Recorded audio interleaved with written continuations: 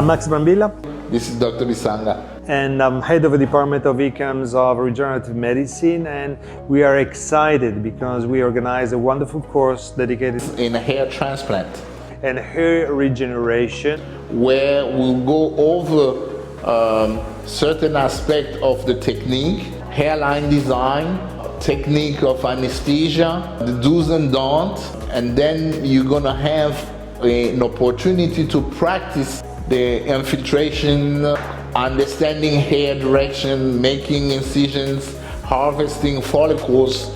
All these are really catered to doctors who really want to improve and master the craft in hair transplant. In this course, we will teach all the new technologies to promote regeneration of the hair. We will show many different devices that are used nowadays for this purpose, and it will be a very interesting moment to share experience with all the medical doctors that will come to us. So ECAMS is the only program that will offer you a mentoring program where we can even come to your clinic, help you set up and perform this technique to the highest standard. So I really invite you to join the courses that we give, and make sure that you contact ECAMS for all your needs in hair transplant and hair loss treatment. Thank you. Wait for you there.